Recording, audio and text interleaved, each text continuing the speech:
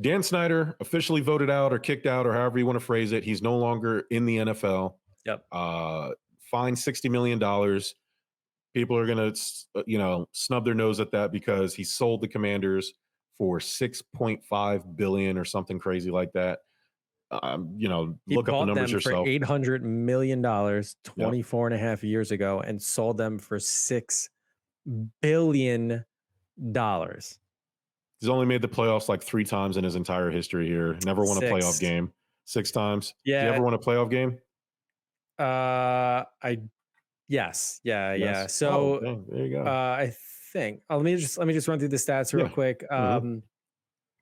Regular season record 164, 220, and 2. So under 500 for 24 years. 10 different coaches, 6 playoff berths, 4 division titles, 3 team names. Guess how many starting quarterbacks in a 24-year span? Oh my God. It has to be in the double digits. I'm gonna guess like 13. Double at +1.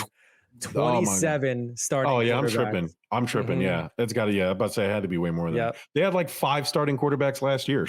Yeah, exactly. Yeah. And then when it comes down to obviously the investigations, 4 federal investigations, 3 attorney general investigations, and 2 NFL investigations in itself. Things are bad when Jerry Jones. Couldn't even say that without laughing completely. Yeah. When Jerry Jones said, and I quote, "I think it's going to be a great day for the NFL going into the vote that morning." Hilarious. Yes. So, but it is it's a good day for NFL owners as a whole. No one liked Dan Snyder. Nobody that worked for him. None of the other teams' owners liked him. When you're a billionaire and you're amongst other white billionaires and no one likes you, I mean, you're doing something wrong. That just means you're a huge piece of shit. So, good riddance. I think it is an exciting time for whatever they decide to call themselves. I'll just go say Washington from this point forward. Obviously there was this vote because the investigations throughout the different fraud investigations and whatnot, but there was sexual harassment, and he was hiding revenue essentially from the other teams is what it came down to.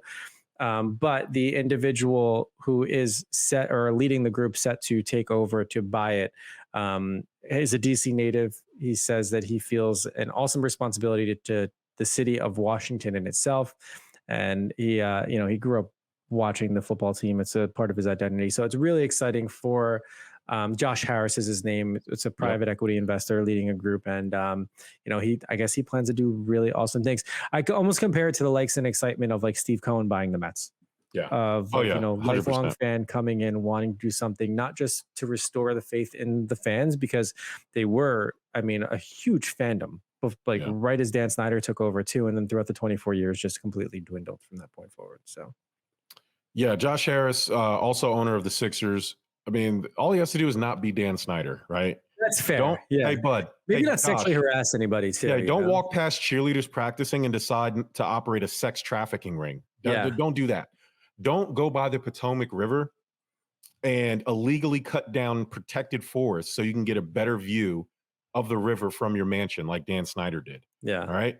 Don't walk by female employees of the Commanders or Redskins, whenever they were called that, and take their passports for ransom so they can't travel until they did what you wanted to do.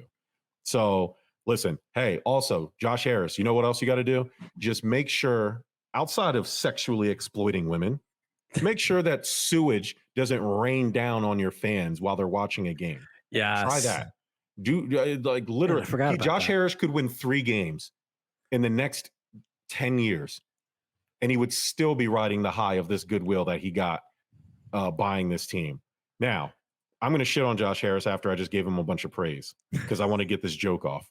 As a Sixers fan, the Commanders are going to be equally frustrated with the team and coaching staff every year because we're always going to lose in the second round because that's what we do. That's what we do here.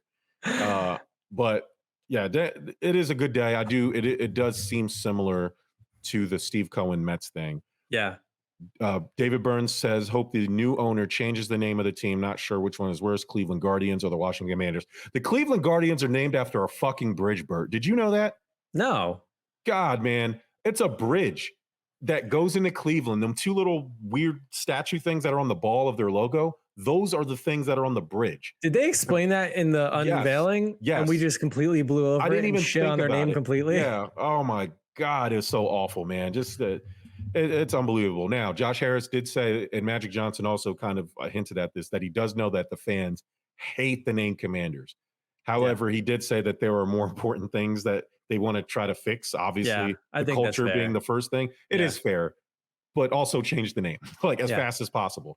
I do believe they have to wait until next season to even start the process, and then it still takes a season after that because there's like merchandise rights with like Nike and things of that nature. So I do believe there's a process. It might be like 3 years before we get an actual name change. Hopefully, well, see, I don't know. Now that there's new ownership, maybe that's different. Maybe that's like a loophole. I don't know. I don't know, man. I don't know. I would think it'd be easy as just be like, hey, we're changing it. You're gonna have to deal with it. Sorry about the merchandise. Sorry, we Nike. sell. Yeah, make some more jerseys. Yeah. Sorry that our attendance was the lowest in the NFL. But someone still paid $6 billion for this team.